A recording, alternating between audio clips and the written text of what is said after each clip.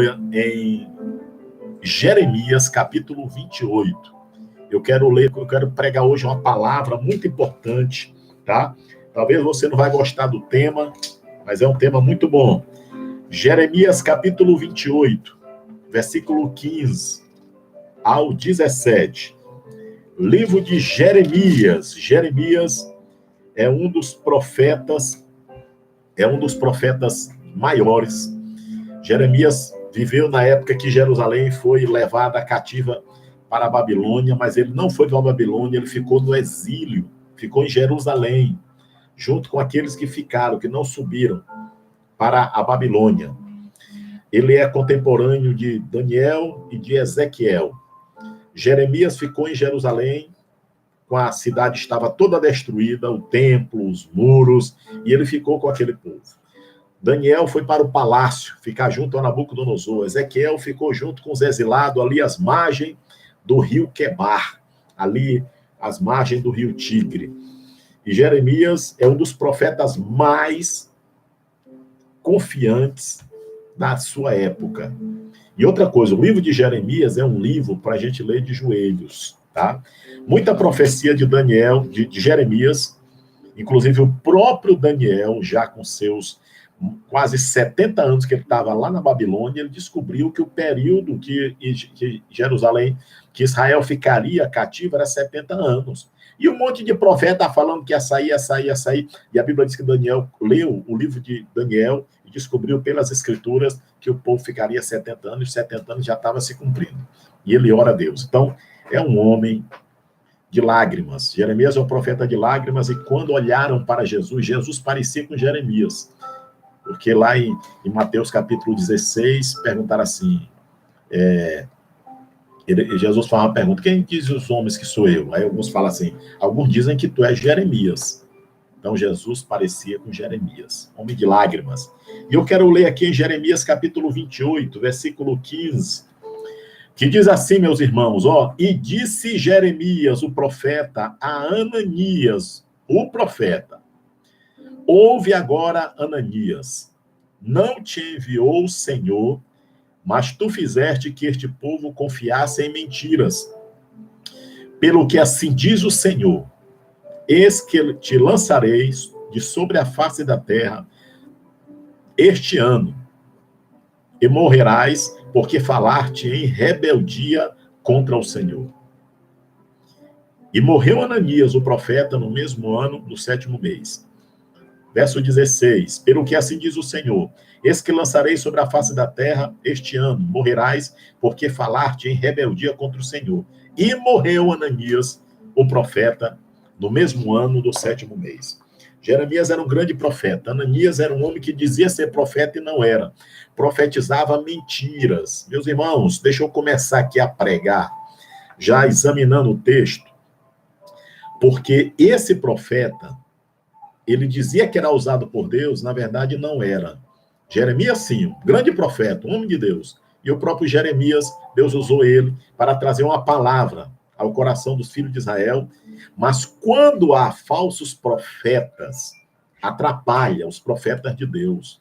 Porque o profeta de Deus fala uma coisa, e o profeta do diabo, é melhor falar assim, mentiroso, começa a falar mentiras. Começa a dizer aquilo que Deus condena, mais ou menos assim, não, mas Deus falou para aquele tempo, não é para hoje. Mas o que eu quero chamar a sua atenção é que o Jeremias apontou para ele e falou assim, Ananias, você vai morrer. E a Bíblia diz que ele morreu. Meus irmãos, é sobre isso que eu quero pregar hoje. Viva antes de morrer. Viva antes de morrer. Na verdade, o tema é avaliando a sua vida com Deus.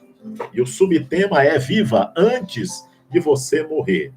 A morte é certa para todos. Isso é bíblico. Ninguém vai ficar para a semente.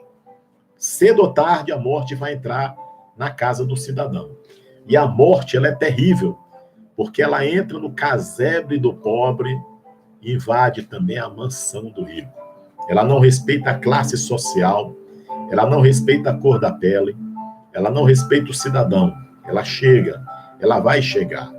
É por isso que eu estou dizendo, os meus planos não são às vezes os de Deus. A Bíblia diz que os meus caminhos não são de Deus, os caminhos de Deus são mais altos. O meu pensamento não é o pensamento de Deus. Quantas pessoas pensam em ter uma vida longa e morrem na juventude? E quantos pensam em morrer e vivem uma vida de muitos anos na face da terra? Mas eu quero que você entenda o seguinte, que essa morte é certa. E as estatísticas mostram que a morte vem para todos. É bíblico. A Bíblia diz que o corpo volta ao pó para onde veio. E a gente precisa trabalhar para Deus nesse tempo, porque agora nós estamos vivos. E se nós estamos vivos, é porque Deus quer que a gente viva e através dessa vida a gente abençoe a vida de outras pessoas.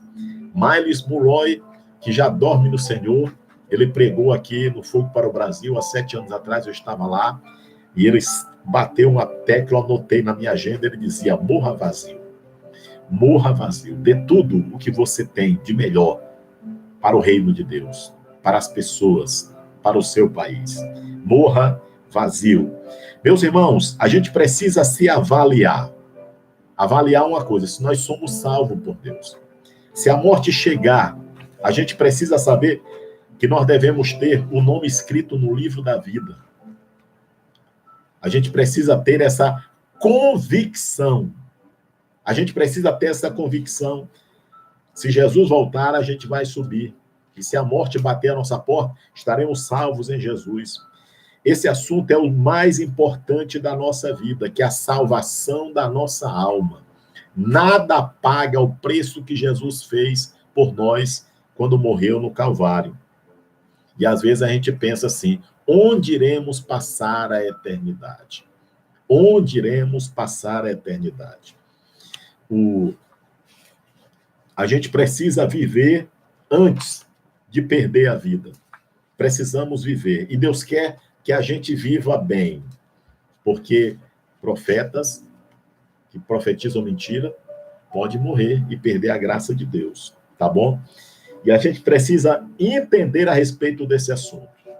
Estudando sobre a morte. O que é a morte? A Bíblia fala que existe 3 tipos de morte. Existe a morte física, existe a morte espiritual e existe a morte eterna. O que é a morte física? A morte física é o óbito. E o que é a morte espiritual?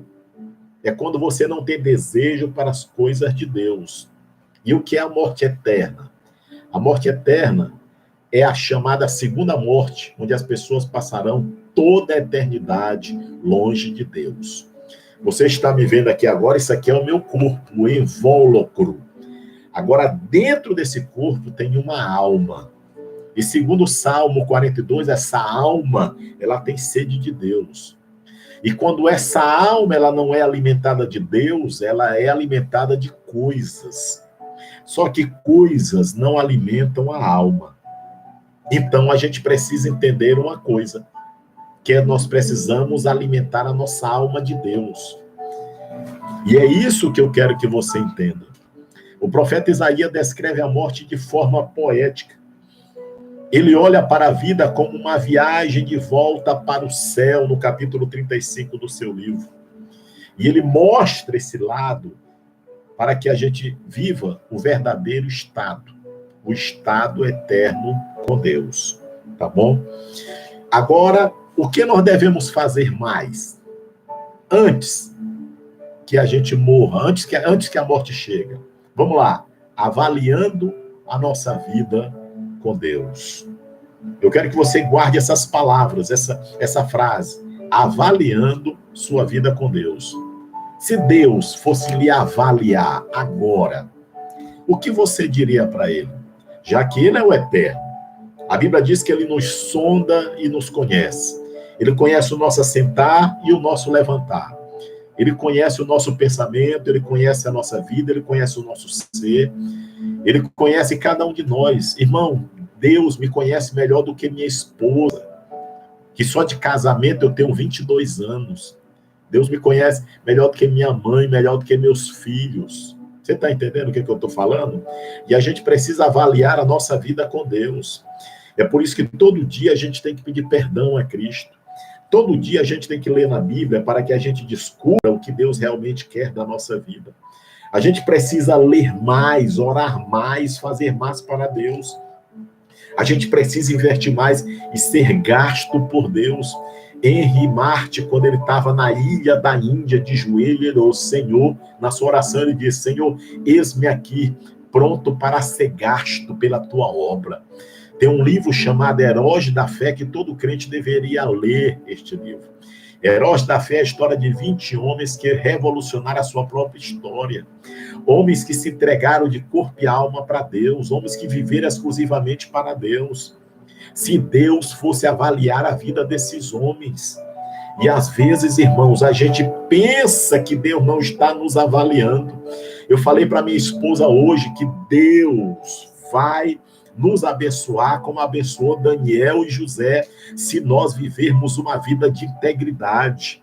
E eu falei para ela: amor, Deus vai me honrar, porque Deus honrou Daniel, Deus honrou José, e ele vai nos honrar pela nossa fidelidade, pela nossa humildade, pelo nosso trabalho para Deus, porque as pessoas não querem trabalhar para Deus de forma fiel, mas Deus está nos avaliando. E o que eu tenho que fazer? O que eu tenho que fazer? Deixa eu trazer aqui alguns pontos importantes.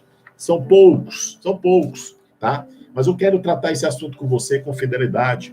Número 1, sirva mais intensamente ao Senhor. Sirva mais intensamente ao Senhor.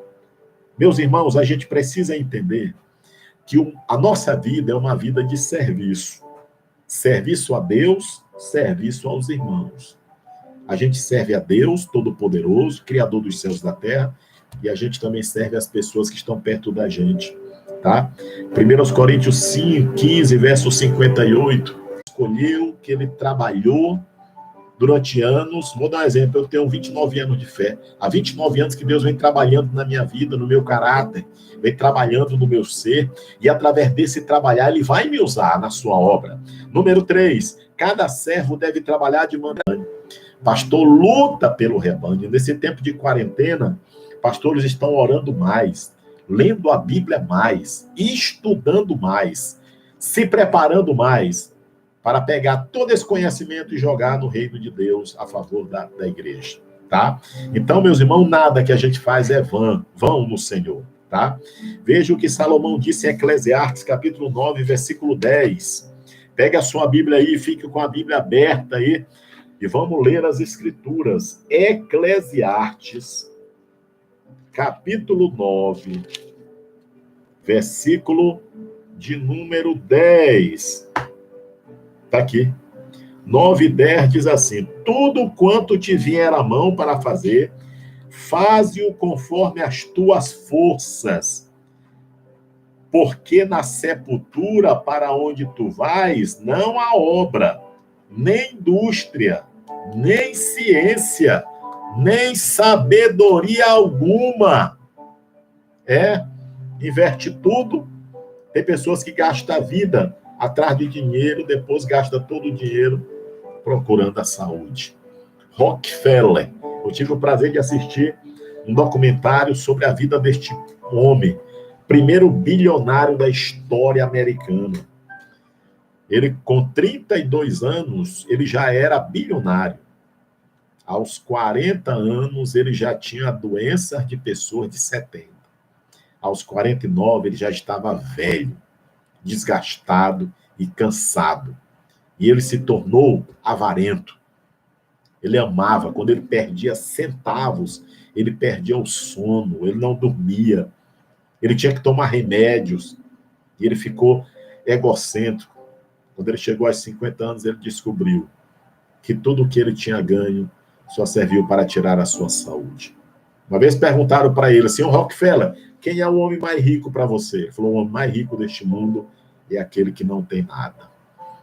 Você está entendendo? Olha só o que o texto: tudo quanto te vier à mão, faze-o conforme as tuas forças. Dê o melhor. Dê o melhor. O que nós devemos aprender com isso? Número 1, faça o que precisa ser feito. Deus cria oportunidades para cada pessoa na vida. E tem muita gente que está jogando fora o seu talento, porque não está investindo como deveria investir. Número 2, faça com excelência. Devemos fazer tudo com 100% de compromisso, fazer com amor, pois todo serviço nobre, se for feito para a glória de Deus, meus irmãos, Deus é glorificado. Então, faça com excelência. Número 3, faça porque a vida passa. Faça porque a vida passa. Tudo que tiver à mão, faze conforme a tua força, porque na sepultura, para onde vais? Lá não tem obra, lá não tem indústria, lá não tem ciência, lá não tem um banco do Brasil e um cofre. Tem pessoas que estão gastando a sua vida atrás de coisas, estão perdendo a vida cedo por causa disso. Meus irmãos, terceiro lugar, faça porque a vida passa. A vida passa. E eu escrevi aqui, deixe uma história para ser contada. Porque tudo passa. O que fica? A história que a gente produziu. E a história pesa. A história é abençoada. Esses dias atrás, um irmão encontrou, um irmão que congrega comigo, perguntou assim, pastor Valso, o senhor conhece o fulano de tal? Eu falei, não, rapaz, ele congregou contigo lá em Talismã, só que ele era criança, agora ele mora aqui, é um homem, já é casado. Eu falei, é sério, rapaz? Não, pois é, naquela época lá ele era um jovem, assim, congregava, via você pregando e tal. Aí ele falou assim, pastor Valso, meu amigo e tal, eu nem lembro do rapaz, mas eu deixei história para ele, história para que ele conte. Pregou um pastor aqui na nossa igreja, já há alguns anos atrás, e ele pregou o primeiro dia, no sábado à noite, pregou domingo de manhã, dormiu aqui em casa. Quando ele começou a pregar no domingo à noite, ele falou assim, eu quero agradecer ao pastor dessa igreja, pastor Valdson, porque ele foi minha inspiração na minha juventude. Quando eu morava em Tucuruí, no Pará, ele pregava. E eu dizia assim, eu vou pregar igual esse lourão, bem aí, aleluia. Tu morava onde lá em Tucuruí? Aí foi me contar a história dele. Não, eu morava lá em tal lugar, você pregava lá. Aí quando você me apresentou aqui, eu não sabia que era você mesmo, mas eu olhei e falei, é o pai, é o irmão Valdson mesmo, a cara dele aí, esse olho verde. Meus irmãos, história. Deus nos chamou para fazer história. E a gente faz história investindo no reino de Deus. A nossa história será contada daqui a uns anos. A gente nem sabe a influência que a gente tem sobre as pessoas. É por isso que a gente tem que fazer com excelência. A gente tem que fazer bem feito. Porque na sepultura a gente não faz nada. Na sepultura não tem como a gente investir. Tem que investir aqui em terra. Aleluia. Outro ponto importante aqui, ó. Deixe um legado para gerações futuras. Deixar um legado. O legado é tudo aquilo que deixamos para as futuras gerações após partirmos. E a gente precisa deixar um legado.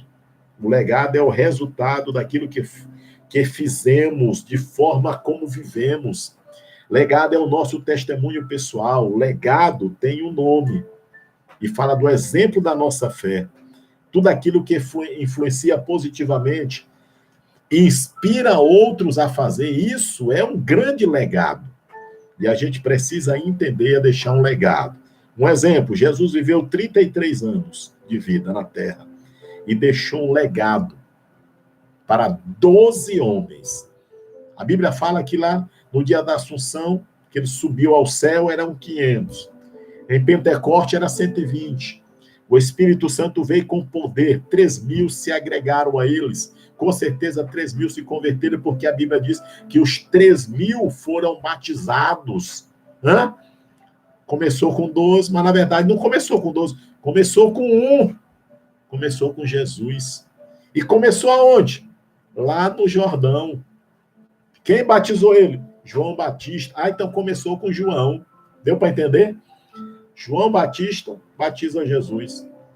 João falou, eu careço de ser batizado por ti e tu vem a mim? Então tu tem que me batizar, João. Porque tem que se cumprir a justiça de Deus. Eu tenho que deixar o exemplo.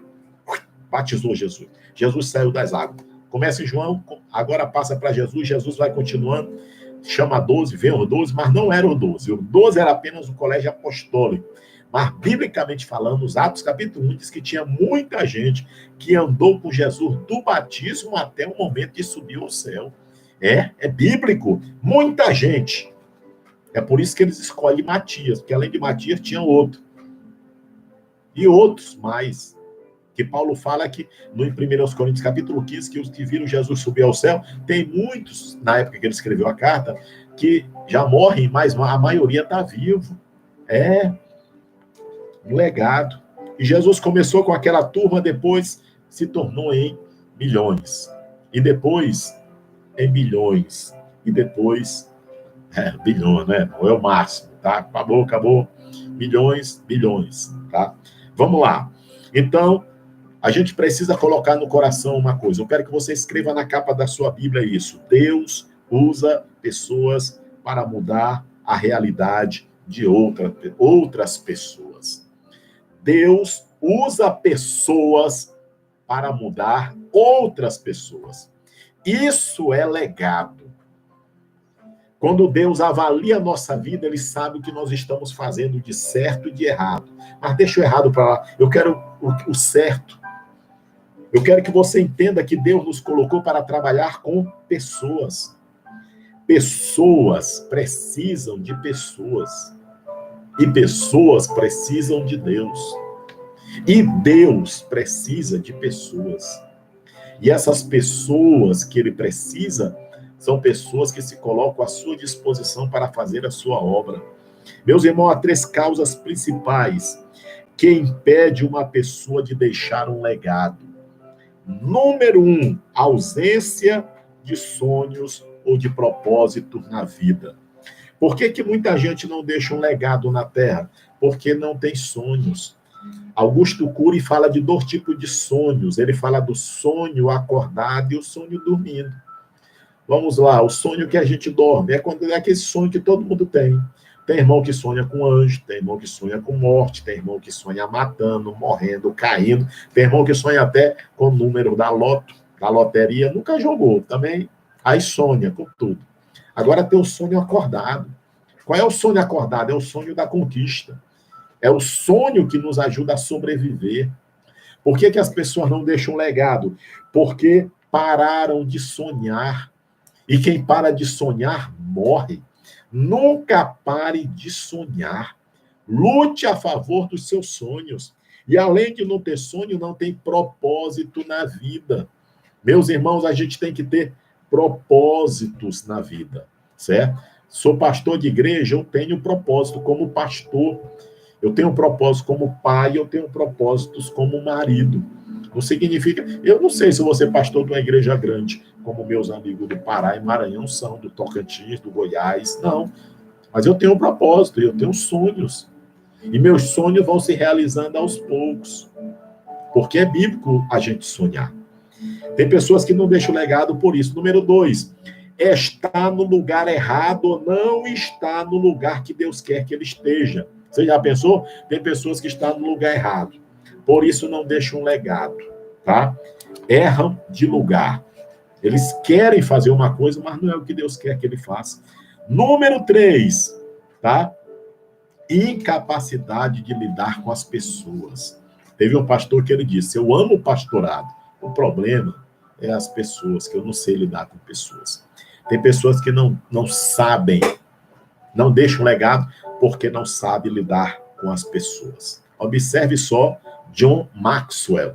John Maxwell é o maior escritor sobre liderança cristã. Eu quero indicar todos os livros dele, inclusive a Bíblia da Liderança Cristã, que é uma Bíblia boa, tá?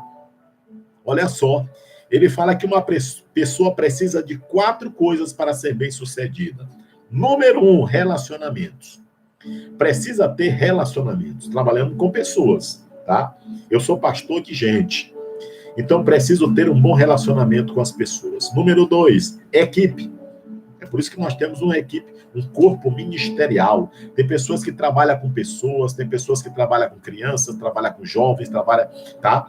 Uma equipe. Número 3, atitude. E essas atitudes mostram quem realmente você é. E número 4, ela precisa de liderança. Tem que ser um líder nato para estar à frente, representando aquelas pessoas que acreditam nela.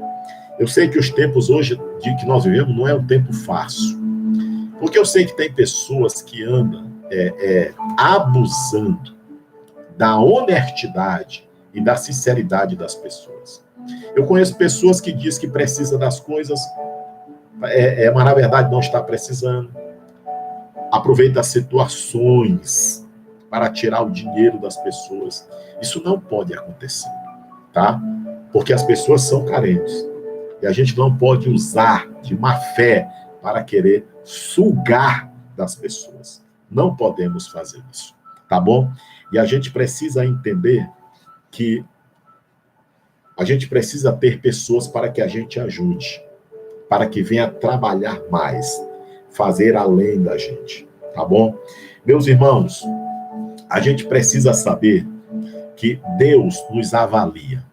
A Bíblia fala que Deus, ele avaliou em Gênesis capítulo 6 o povo daquela época. Mas ele avaliou mesmo. E ele avaliou aquele povo e viu que o povo era um povo mau, era um povo corrupto, era um povo que amava mais os prazeres do que Deus. Jesus, quando fala dos dias de Noé, ele diz que o dia de Noé, o povo casavam, se davam sem casamento, até o dia que o Senhor entrou na arca e eles não viram, ou melhor, o dia que Noé entrou na arca eles não viram. Eles casavam, se davam sem casamento. Talvez você fale, mas isso é bom demais. Irmãos, eles se entregavam à licenciosidade. Eles gostavam mais dos prazeres mundanos do que da presença de Deus. E eles não viram Noé entrar na arca. Noé preparou a arca, irmão, biblicamente falando. Como a gente conhece a Deus, a gente descobre que Deus preparou aquela arca, não foi para encher de animais, foi para encher de gente. Mas, na verdade, só tinha 8 pessoas com o coração aberto, preparados para entrar na arca. 8. Fazer uma arca daquele tamanho para 8 pessoas, o Senhor falou assim, mas já que os homens e as mulheres e os jovens e as crianças não querem me ouvir, os animais vão me ouvir. Os animais ouviram a voz de Deus. E os homens e as mulheres e os jovens não ouviram a voz de Deus. Deus avaliou aquele povo daquela época e a Bíblia diz que mandou o dilúvio e destruiu a todos. Deixa eu pegar uma palavra nos tempos atuais sobre avaliando. Eu vou fazer uma pergunta para você, eu quero que você pense, só para você pensar. Será que Deus não está nos avaliando hoje?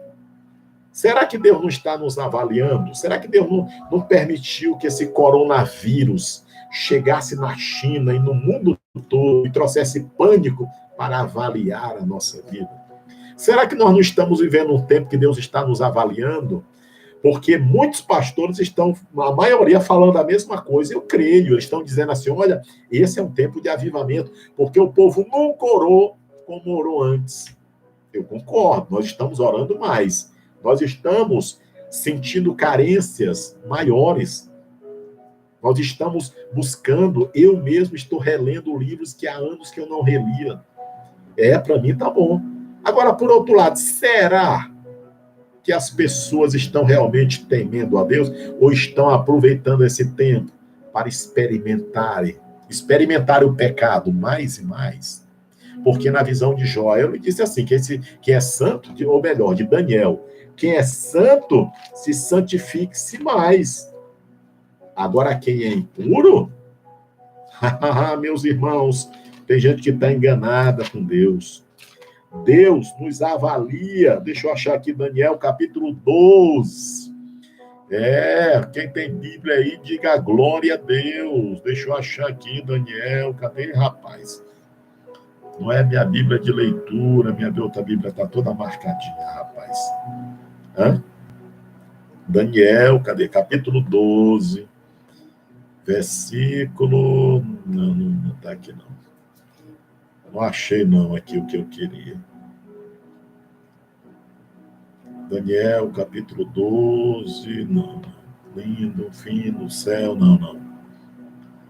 Quem é santo se santifique mais, e quem é impuro fique mais impuro ainda. Então, Deus está avaliando esse tempo de hoje. Deus está avaliando esse tempo de hoje, e pelo fato dele estar avaliando, tá? Meus que dormem no pó, tarará, braço, não. É outra coisa, tá? Então, Deus está avaliando. Então, esse tempo que nós estamos vivendo hoje, meus irmãos, às vezes é um tempo que a gente busca a Deus. Agora, tem gente que está buscando o pecado. Não tem gente que está cometendo pecado que nunca cometeu nesse tempo agora, neste exato momento. E muitos são crentes em Jesus, servo de Deus, que no passado, no púlpito, cantando e pregando. É isso que eu quero. Deus, hoje, está avaliando a nossa vida. Deus está avaliando a nossa vida hoje. Primeiro, Deus está avaliando a nossa vida. Segundo, nossa família está avaliando a nossa vida.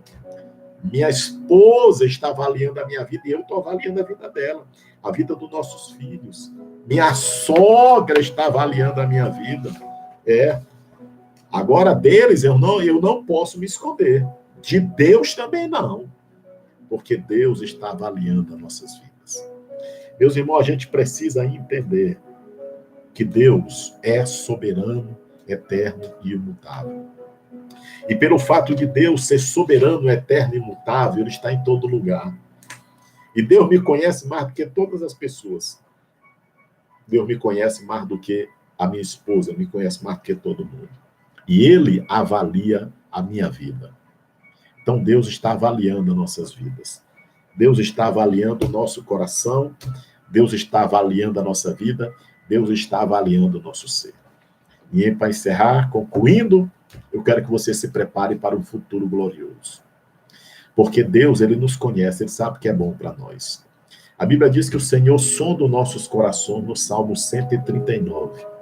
E se ele sonda os nossos corações, ele sabe o que é melhor para a minha vida e para a sua vida. E ele sabe o melhor lugar para a gente estar. E o melhor lugar para nós estar é na presença dele. Como diz o Lael, quando ele canta, o Lael fala assim, o lugar mais alto para nós estarmos é aos pés de Jesus. Eu concordo. Aleluia! O lugar mais alto para nós estarmos é aos pés de Jesus. Aleluia! Eu quero orar por você. Eu quero orar para que Deus abençoe a sua vida, para que Deus abençoe a sua família, para que Deus abençoe o seu coração. Eu quero orar para que Deus venha estender as mãos sobre você, fazer de você um instrumento vivo nas mãos dele. Eu quero orar para que Deus venha estender as mãos sobre o teu coração e o teu ser hoje, para que ele venha abençoar poderosamente e que ele venha derramar das bênçãos dele sobre a tua vida e sobre o teu coração. Eu quero orar. Querido Deus e poderoso Pai, Deus abençoe a sua vida. Senhor, eu te agradeço por tudo que tu tem feito por nós, Pai. Meu Deus, abençoa cada vida dos irmãos que estão conosco nesse dia tão especial. Eu te peço, ó Deus, que tu venha estender as tuas mãos e abençoar em nome de Jesus. Que tu venha estender as tuas mãos de forma grandiosa. Que tu venha derramar do teu Espírito Santo sobre esta geração. Fazer dessa geração, Senhor, uma geração que mude a história da tua igreja na terra, Senhor. Que tu venha encher cada crente do teu Espírito Santo, que tu venha derramar da tua glória e da tua palavra, Senhor, que tu venha fazer aquilo que tu não fez ainda em nossas vidas. Venha abençoar em nome de Jesus, derramando, Senhor, da tua graça e da tua glória. Eu te peço, Senhor, em nome de Jesus e para a glória do teu nome, Pai. Venha abençoar os teus filhos que estão nos ouvindo nesse dia tão especial. Em nome de Jesus. Pai, ser conosco. Dai-nos da tua graça. Derrama do teu Espírito Santo sobre nossas vidas. É o que eu te peço, te agradeço. Em nome de Jesus.